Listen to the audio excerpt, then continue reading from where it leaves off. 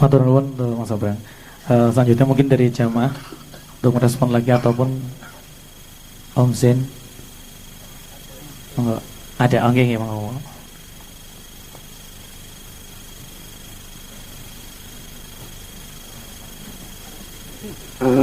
Assalamualaikum warahmatullahi wabarakatuh.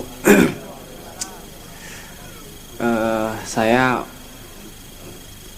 punya masalah, bahasanya masalah tentang faham ya. Jadi sedikit namanya Nggih, nama asal saya ngadeg ngono sih Mas nggih. Nggih, berdiri aja ngapunten niki. Nggih. lenggah mawon Mas. Mriki ora katon. Ora apa? Ora apa-apa. Ya aku tak balik wis. Emen katon Mas, nggih ngapunten biar kelihatan sebelah sana. Nggih nyambung seduluran emen nyapa gampang. Enggak, yang penting suaranya nyampe aja nggak apa-apa. Oke, ya wis manut. Nama saya David ya. Katon ana masalah ngomong ya. Penuh dengan masalah. Kepret pun. Monggo nggih monggo. Sedikit tadi membaca syair yang sangat bagus ya. Ini syair yang sangat bagus menurut saya untuk menuju ke hakikatnya ini Mas ya. Sedikitnya kalau mungkin salah ya monggo dikoreksi. Hakikat jati diri Allah Ta'ala. Tapi gini, kalau untuk masalah hakikat, tapi kadang kita masih punya berpikiran, contoh yang seperti tadi, medsos bisa merusak akhlak. Kayak saya sendiri kadang masih punya berpikiran, awas ada listrik bukan kesetrum mati. Aku sendiri makanya saya punya masalah tentang faham itu. Di sini barangkali bisa membantu mencerahkan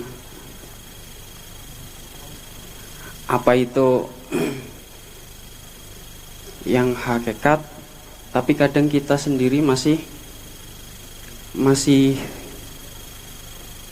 punya pikiran bahwa sesuatu tersebut bisa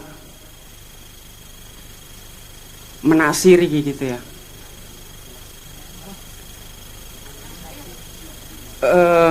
Ya contohnya, awas ada listrik bukan kesetrum mati. Tapi secara hakikat listrik sendiri nggak punya kuasa gitu Mas. Lanjut monggo. Bisa ya? Lanjut. Terus yang kedua, Fokus kedua. Yang pertama, hanya tetek itu. Hakikat sing sesungguhnya mungkin kayak gitu kali ya. Hakikatnya maksudnya kepimen ngonong. Iya, bagi darah kenyat. Arah terus. Nanti benar ataupun monggo. Yang pertama, iya mendengarnya petak catat ya ribut.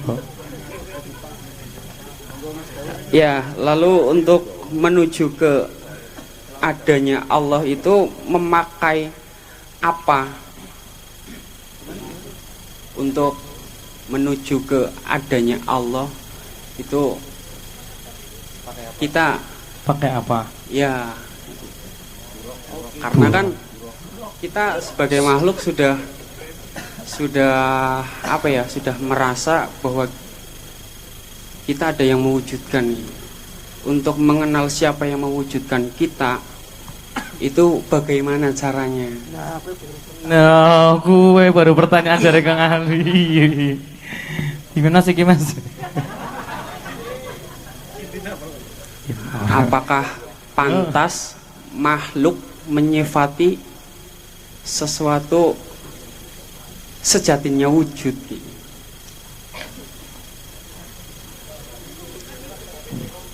Kang lu harap mempersiapkan diri.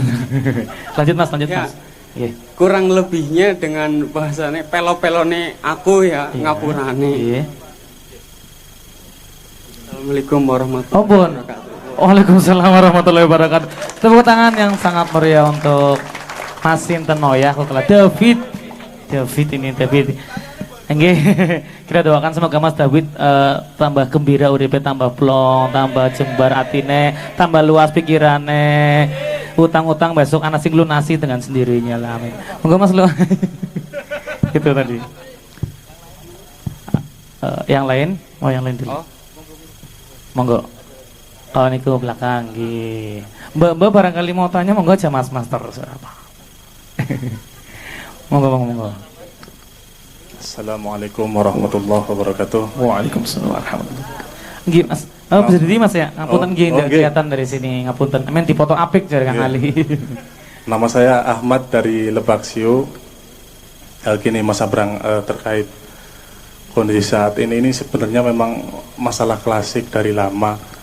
Jadi berita-berita yang kita terima tentang kondisi pejabat kita terutama itu kita mungkin sudah muak ya yang dengan namanya korupsi, dan juga terkait efek jerahnya pun nggak habis-habis gitu loh. Ada terus dari tingkat pusat ke daerah sampai bahkan ke desa-desa. Kemarin ada yang kena tangkap tangan juga. Nah,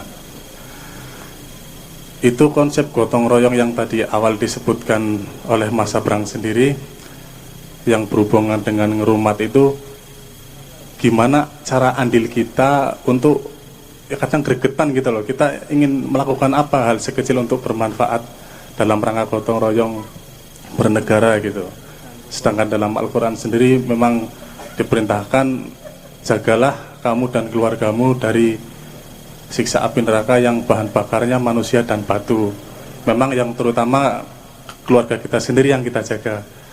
Tapi sepintas kita membaca sosial media yang tadi positif pengaruhnya negatif juga, itu memang tergantung diri kita sendiri yang menyikapinya. Tapi kadang gregetan gitu Mas, kita apa yang kita lakukan atau dengan kita bales-balesan nanti timbul lagi ada yang namanya kubu sana, kubu sini, nggak habis-habis gitu.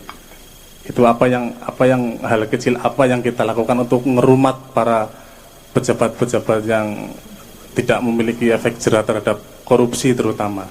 Terima kasih. Assalamualaikum warahmatullahi wabarakatuh. Waalaikumsalam warahmatullahi wabarakatuh. Muhammad dari Lebaksio. Lanjut. Nggih, monggo. Assalamualaikum warahmatullahi wabarakatuh. Waalaikumsalam warahmatullahi wabarakatuh. Pangapunten nggih Mas Gus. Aja promo ya, aja promo. Boten. Nama Mas. Nama kula Subhi, KTP DKI Jakarta, kelahiran Kabupaten Tegal. Terima kasih. Tinggal di Adiwerna. Jaringan teroris kayak nih. Alamat orang Kendal. Anjuk mana di Parani langkah jare wis pindah 3 hari yang lalu. Monggo. Niki Gus, fenomena sekarang ini saya sendiri ya mengenal Simbah dan Gus Baha.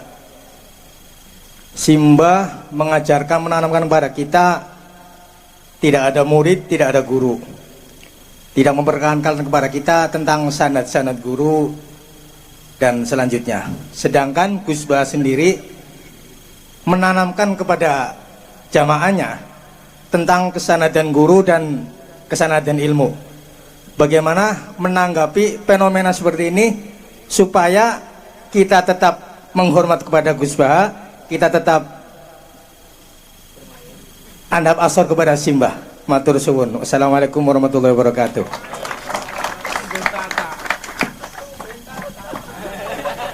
Tumben tata. Latihannya pirang dina jenengan ngotakon. Cukup nggih. Monggo. Mas pertama dari Mas David itu tadi yang itu. Hakikat sesungguhnya jen hakikat sungguh iki keprimen ki uripe ngono. Lorone nuju Gusti Allah ke nganggone apa? Terus ketelune iki aku HP-ne Nokia jadi sebagian teks hilang. Oh, intinya itu ya. Monggo, Mas. Itu dulu wis kayaknya penjabaran kayaknya lumayan anu ki. Monggo.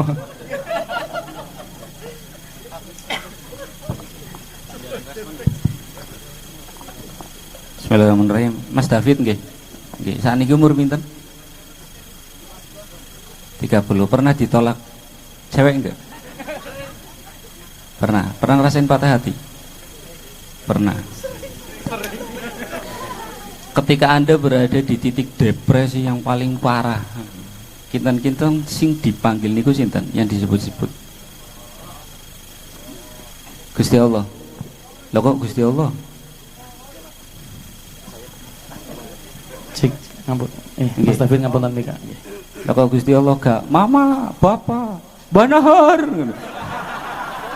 Ma. Monggo Mas David. Kinten-kinten kenapa itu? Ya diulangi kados niku sih.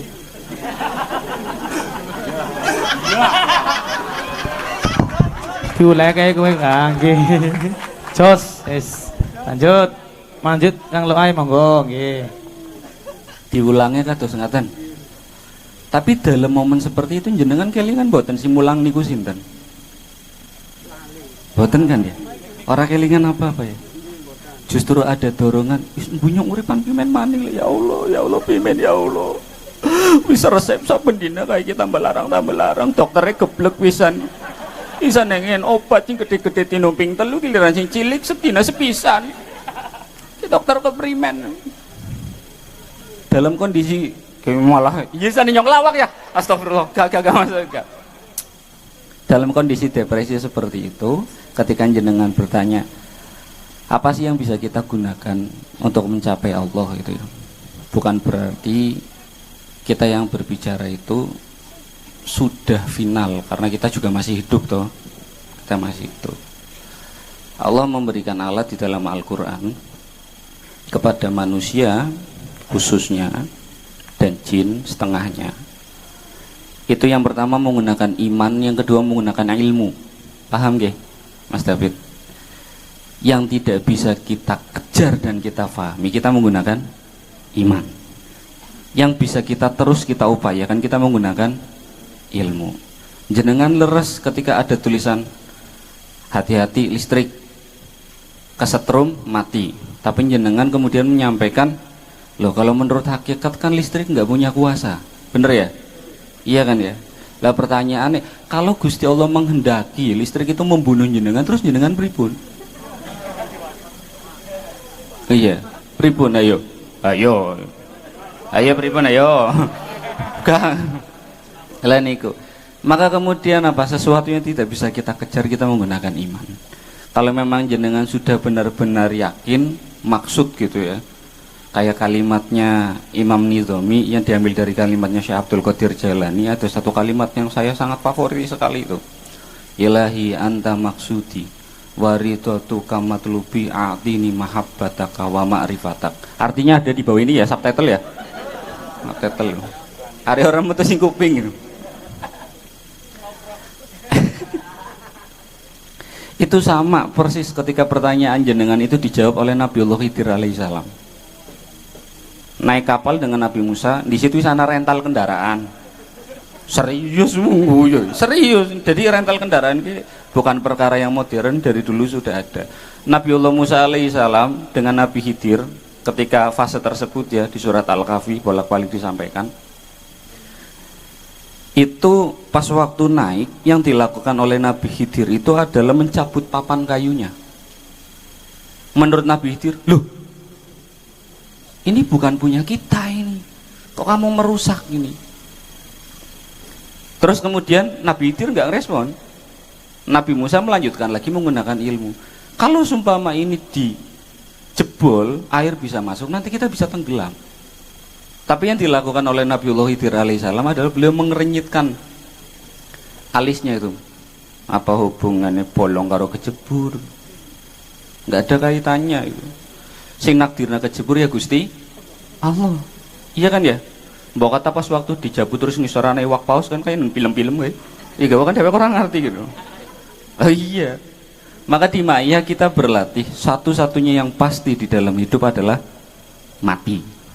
Itu. Karena apa?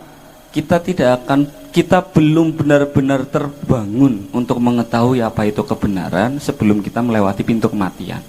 Tapi nyenengan aja pengen mati. Nyong ya ora pengen. Iya biasanya koordinator mati carrier apa ya? Ya apa ya yang disit lah. Itu seperti itu. Maka kemudian lah untuk alam hakikatnya mencapainya seperti apa, kami hanya bisa menyampaikan kalau memang jenengan masih berputus asa untuk mencari kebenaran, kenapa jenengan tidak menggunakan energi itu untuk berbuat kebaikan? Fix nggih? Fix nggih? Maka apa? Kuncinya adalah qul in kuntum tuhibbunallah fattabi'uni yuhibbukumullah. Kalau memang jenengan pengen benar-benar kenal Gusti Allah, tidak ada satu-satunya jalan kecuali melewati pintunya Kanjeng Nabi Muhammad Shallallahu Alaihi Wasallam. Karena bagaimana jenengan mengetahui bahwa Allah itu ada kalau tidak ada Rasul yang menyampaikan itu? Laras nggih? Sama tadi nanti perkara sanad. Perkara sanad apa? Ini tergantung penerjemahan sebenarnya Mbah Behi. Tergantung penerjemahan juga, tapi nanti akan diulas oleh Mas Ali Fathan, ada Mas Rizky juga. Termasuk Mbah Behi, kita kasih tepuk tangan dulu. Ki sing godhok kapiki Mbah Behi ki. Awit esuk nganti sore sing pangan jenengan dahar niku wonten bodin, kacang, gedang, bulit niku sing godhok wau sing tanglet Mbah Behi. Beliau seorang konglomerat tapi rela nggodhok ini untuk maiyahan. Aplaus lagi untuk Mbah Behi. Itu bias-bias penerjemahan untuk sanad. Tapi kami menyelesaikan untuk Mas David dulu. Pertanyaan pertama tadi, hakikat kuasanya Gusti Allah, iya. Hakikat semuanya kekuasaannya Gusti Allah. Tapi kita difasilitasi ilmu, kita difasilitasi iman. Tidak lebih apa? Sebenarnya urip cuma untuk ilal ladzina amanu wa amilu sholihat. Jenengan umpamane bingung, yang penting percaya. Umpamane percaya tetap bingung, nglakoni apik. Wis ngaten mawon. Ora usah angel-angel. Serius ora usah angel-angel. Dan kemudian apa? Belajarlah untuk mencintai Rasulullah Muhammad Shallallahu Alaihi Wasallam sepenuh hati.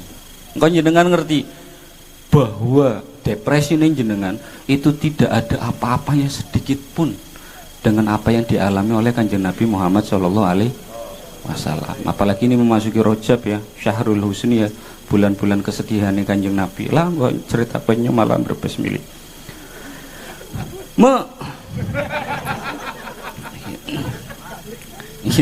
Dan apakah pantas makhluk menyifati adanya wujud?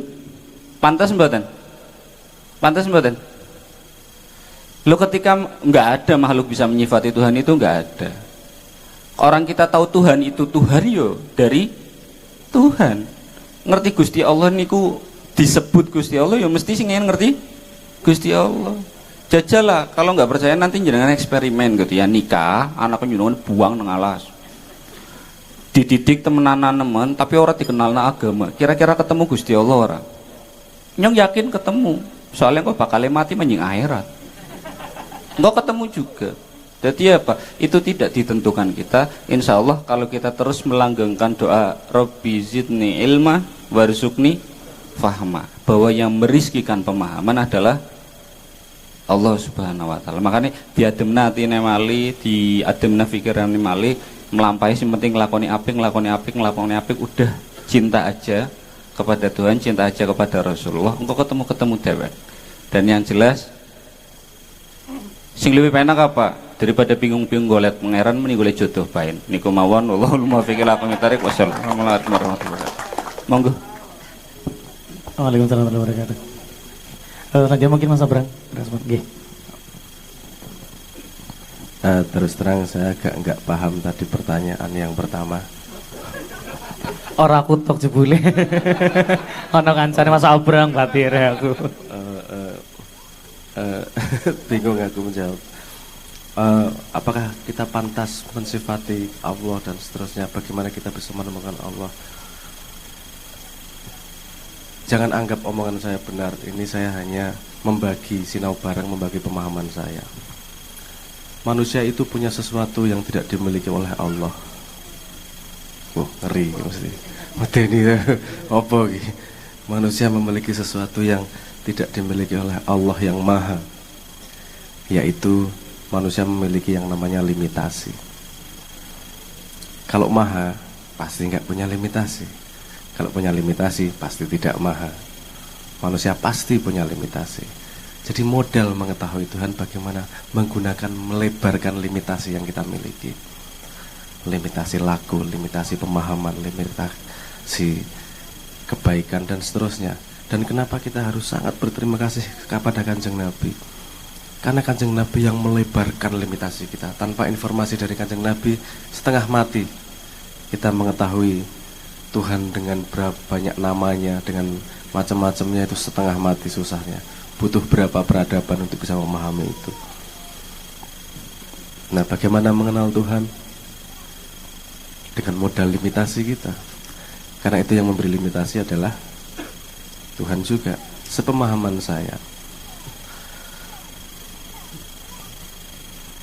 Tuhan mengalami limitasi melalui tajalinya kepada manusia. Perjalanan manusia adalah bagaimana dia bisa melebarkan limitasi untuk sampai kembali kepada Yang Maha, melebur, terserap kepada kemahaan. Ketika limitasi itu sudah hilang, kita juga sudah hilang. Seperti tetes air yang jatuh dari awan menjadi hujan. Ada yang turun kena daun, ada yang langsung ke sungai, tapi semuanya akan kembali ke lautan. Dan ketika sudah sampai lautan, dia akan kehilangan tetes airnya, tidak akan ingat lagi tetes airnya ketika kembali ke lautan. Dan kita sebagai manusia menikmati perjalanan bodohnya tetes air yang sedang mencari jalannya menuju lautan. Entah itu menjawab atau tidak, karena teori-teori bangsane mensifati apa dan segala macam, aku milih goblok. Modal yang saya pegang selama ini bismillah sama astagfirullah. Areng ngopo-ngopo atas nama Gusti Allah aku golek jenengan. Nek salah, ya Allah, salah seberapa pun kita kan punya modal astagfirullah. Dan saya yakin, seyakin-yakinnya ampunan Tuhan pasti jauh lebih besar daripada kesalahan yang manusia mampu lakukan. Jangan pikir Anda sombong bisa mengalahkan jumlah ampunan Tuhan dengan dosamu. Seberapa sih? Ada limitasi manusia bisa berbuat dosa itu. Ayam. Seampu-ampu ayam mau berdosa nggak mungkin dia maling TV gitu. Gak mungkin toh, gak iso maling TV. Manusia sak dosa-dosa ini piye? Karena juga limitasimu untuk berkreasi dosa aja belum ada apa-apanya. Dengan ampun aku imajinasi wis dosa kaya ngopo. Mangan babi ora cukup, mangan babi yang dicuri dari anak yatim gak cukup. Kalau makanan mengandung babi aja haram, gimana kalau makan babi yang mengandung? Berarti mengandung babi diambil dari anak yatim, dibunuh dulu tabrak motor dulu sudah jadi bangkai dimakan. Wis kurang dosa kaya ngopo. Isi ono imajinasi dosa berikutnya kuwi. Enggak cukup uteke dhewe seneng mau berbuat dosa itu. Jalan ampunan Tuhan jauh lebih besar daripada itu. Nek aku yang saya cari terharunya Tuhan. Pokoknya aku ngelakoni sak ngerti-ngertiku. Ini nanti ada hubungannya dengan sanad juga. Sak ngerti-ngertiku, tujuanku ke sana. Kalaupun nanti aku terperosok di tengah jalan, Tuhan orang deso. Yang Tuhan lihat adalah niat saya.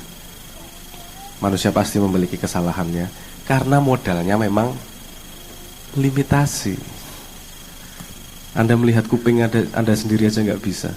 Itu limitasi yang luar biasa. Anda sabunan gini, Anda cebok pakai tangan apa?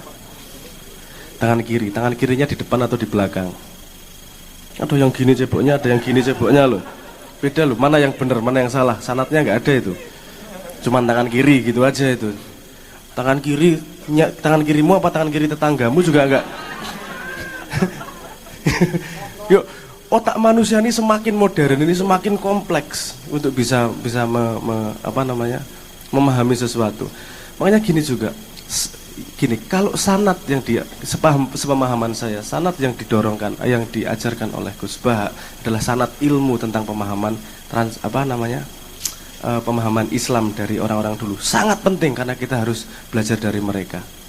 Tapi tidak semua orang punya akses itu. Kadang-kadang ono wong sing laire neng kutho, ono kancaku laire neng kutho nggak pernah belajar seperti itu, setengah mati dia. Ada satu sanad yang sangat penting dalam hidupnya juga, yaitu sanad pengalaman. Semua pengalaman dalam hidupmu yang terjadi itu pasti atas izin Allah. Kalau Allah tidak mengizinkan, tidak mungkin kamu mengalami sesuatu. Itu yang Simbah ngomong. tentang kedaulatan. Sanad pengalamanmu yang diberikan Tuhan jangan kau lupakan. Karena pengalaman itu ilmu langsung dari Tuhan. Kalau kamu bisa menggali ilmunya di situ. Semua konstruksi ilmu pasti ada aksiomanya. Aksioma itu dasarnya di mana. Gus Bahak mengajak agar kamu tidak hidup sendiri dari pengalamanmu tok. Ayo kamu belajar dari apa yang masa lalu juga. Diolah, dipaske karo zaman saiki seperti apa. Karena tidak semua teraplikasi. Lagi-lagi ada ilmu, ada penerjemahan juga. Rasa pedes dibayang, ketika saya ngomong pedes di mulut Anda beda-beda loh. Apa namanya terjemahannya? Ada yang pedes sambel, ada yang pedes lada, ada yang pedes sandal jepit dan seterusnya lah. Pedes omongan, gue ya iso pedes omongan. Hanya dari satu kata pedas saja terjemahannya bisa macam-macam. Itu yang maksudnya ketika ilmu kita mendengar atau membaca, kita punya potensi salah reinterpretasi. Sehingga kita harus membaca banyak. Ada sesuatu yang kita sangat pahami, yaitu pengalaman kita dari kecil. Kita mengalami banyak hal, itu juga bisa dijadikan dasar kita ke arah mana. Karena kita sudah tahu, sudah mengalami benar-benar otentik ilmu kelakonnya kanthi laku. Kalau kamu tidak melakukan, kamu tidak tahu ilmunya, hanya kamu tidak memahami ilmunya, hanya tahu ilmunya. Dari dua-duanya sama-sama penting. Nek Simbah ngajak memberi itu karena tidak semua orang punya akses. Kalau Gus Bahak, ada loh nih bahannya, kenapa nggak kamu ambil? Yang punya akses terhadap bahan itu pelajari sebanyak-banyaknya. Yang susah, pelajari hidupmu sesungguh-sungguhnya. Karena siapapun dari di tengah hutan maupun di tengah perpustakaan sama-sama punya kesempatan untuk sampai ke Tuhan asal dia otentik dengan dirinya, kenal kepada Tuhannya. Itu menurut saya. Ngaten nggih. Tadi yang kedua, apa tadi ada pertanyaan kedua? Ahmad tentang pejabat korupsi itu. Ketiga. Ada. Oh iya ketiga. Anda gimana ngurmat pejabat biar nggak korupsi? Allah. Kok tidak jera-jera? Tidak jera-jera. Iya enggak. Gini Mas. Saya urut dari awal ya. Anda memilih pemimpin. Terus pemimpinnya sekarang yang dipilih yang ngasih sumbangan paling banyak. Loh, dia nggak ngasih manfaat, siapa yang manfaatnya? Kalau ada yang ngasih biru sama merah, tak pilih yang merah. Merah 1 atau merah 6, tak pilih yang merah 6. Kan gitu. Berarti syaratnya dia untuk bisa menang adalah memberi uang. Untuk dia bisa memberi uang berarti dia kaya raya. Karena dia kaya raya karena pinter cari duit. Ketika dia kamu pilih, dia pinternya ngapain tadi? Cari duit. Ya mesti korupsi. Ya mesti cari duit. Pong dia pinternya cari duit kok. Kecuali Anda carinya ya orang yang pinter pertanian, pinter kesehatan, pinter apa yang lain. Kamu milihnya memang yang pinter cari duit. Jadi aku guyu sok-sok. Ini biar nggak korupsi gimana? Kamu milih karena yang banyak balihonya di mana-mana. Saya 2019 itu ngumpulin tulisan-tulisan baliho se-Indonesia itu. Itu ya Allah lucu-lucu nih, subhanallah. Lucu-lucu nih. Anak kampung sini. Wah, aku kancane ibumu. Wah, ya Allah. Putune kiai ini. Ada macam-macam itu ya Allah. Ini nggak ada yang ngomong itu ya visinya kemana? Dibantul ada yang paling epic lah menurut saya. Anak muda senternya taruh di mukanya, saya akan menghantui rakyat setiap hari. Kok malah medeni kok demit kita nih calon pemimpin. Nah karena kita tidak punya metodologi untuk memilih pemimpin. Banyak loh orang Indonesia yang tidak korupsi dan mau bisa memimpin. Tapi tidak mungkin terpilih. Kenapa? Karena mekanismenya dia nggak masuk partai sedikit. Ya aduh nggak enak ngomong partai. Dia masuk secaranya seperti itu, nggak akan bisa naik dia. Karena skill utamanya adalah skill sikut-sikutan. Mohon maaf saya jadi kayak promo lagi. Saya ingin menjawab masalah itu. Di sosmed itu tadi yang saya bicarakan itu tadi. Kamu kalau kontribusi nanti ketahuan di bidang kajian apa? Di bidang kajian kesehatan, di bidang kajian pertanian, di bidang kajian politik, di bidang kajian terserah bidang kajiannya apa. Itu kan semakin dia berkontribusi, poinnya semakin naik. Jadi nanti kalau kamu milih pemimpin, tinggal lihat tuh, yang ini kontribusinya seberapa, kontribusinya berapa, kontribusinya seberapa. Dia tidak mungkin bisa mengumpulkan itu tanpa butuh waktu yang lama dan tanpa butuh istiqomah dan punya kompetensi di situ. Jangan ini, yo ngeri jangan iki. Aku mesti diantemi karo wong sak Indonesia. Karena ia akan merusak cara permainan pemilihan pemimpin sama sekali ini. Tapi ini membutuhkan orang sak Indonesia percaya dengan poin yang ada di situ. Kowe nek milih kuwi wis kangelan setengah mati. Dan yang terjadi apa? Kalau dia poinnya tinggi di pertanian, berarti dia harus ngajari orang lain tentang pertanian. Kalau dia jadi pemimpin beneran dan dia melanggar ilmunya sendiri, yang diajari sudah banyak, kritikusnya sudah banyak tuh. Jadi dia membangun kritikusnya sendiri. Terjadi 2 cycle aja, 2 pemilihan, wis pinter-pinter bang Indonesia.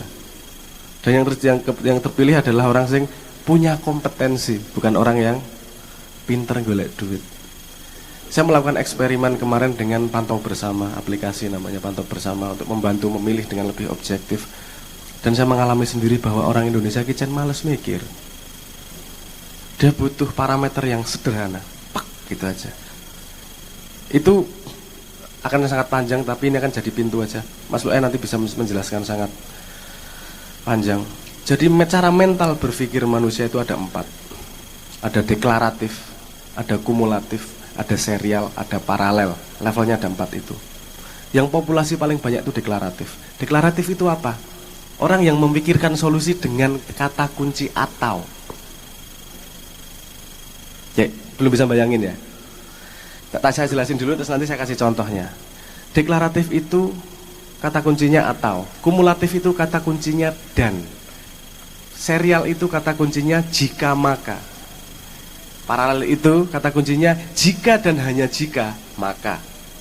Nah, misalnya gini, wah ini aku rodok mumet iki nyun sewu ya, masuk ke sini nggak apa-apa ya. Jadi ilmu cara berpikir aja nih. Ini semakin tinggi orang, cara mental berpikirnya, dia akan melihat masa depan semakin jauh. Dan itu dia semakin pantas untuk menjadi pemimpin. Presiden itu minimal bisa melihat 25 tahun ke depan. Minimal, karena yang dia pikirkan nasib bangsa. Nek pemimpin perusahaan itu minimal bisa ngelihat 5 tahun ke depan. Kalau enggak dia tidak bisa merencanakan perusahaan dengan benar. Nek wong biasa cukup setahun enggak masalah. Satpam bersih-bersih itu cukup 3 minggu. Sehari pekerjaan selesai sehari. Ngelihatnya 1 hari aja 3 minggu udah cukup. Nah misalnya gini, saya kasih contoh bedanya deklaratif, kumulatif, serial, paralel. Ini beda mental state cara berpikirnya. Ini berpengaruh pada informasi apapun yang Anda tangkap. Gini bedanya, contohnya. Misalnya Anda punya kebutuhan pengen usaha karena wis kere. Jomblo kesuwan wis ngodol. Saking ora tau diolahe wis dadi odol atos ngono kae. Wis mengkristal. Terus Anda pengen tak cari duit lah. Anda lihat di kampung Anda banyak pohon-pohon buah. Orang misalnya ada buah mangga, ada buah jambu, buah sawo dan segala macam. Orang deklaratif akan gini, saya jualan apa ya? Jambu atau mangga atau sawo. Dia milih salah satu, dia jual. Itu deklaratif. Ini sanatnya mana? Ini sumbernya mana? Ini apa? Ini yang mana? Itu deklaratif. Karena 1 langkah saja. Kalau kumulatif, dia mikirnya sudah lebih ke atas lagi. Dia mikirnya gini, jambu, kalau musim jambu ada, kalau nggak ada musim jambu, berarti saya jualan mangga. Kalau mangga, berarti sawo. Saya nggak jual buah, saya tak buka toko buah. Saya jual mangga, juga jual jambu, juga jual sawo. Paham ya? Beda level mikirnya ya. Akhirnya dia sudah mikir musim. Yang tadi mikir yang ada tak dol, sederhana. Yang satu lagi udah mikir ke depan nih, ada musim nih. Jadi saya mending 3-3-nya nih paling aman. Ada yang serial berpikirnya berbeda lagi. Yang serial berpikirnya begini, oke, saya sudah banyak buah, tapi kadang-kadang ada kejadian gini loh. Ada orang mau membesuk orang sakit, buahnya saya packing jadi parcel. Jadi saya nggak hanya jual buah, tapi saya jual parcel. Saya jual rujak. Saya jual macam-macam produk turunan, sehingga nggak hanya buah mentah, tapi dia melihat kasus orang membeli buah.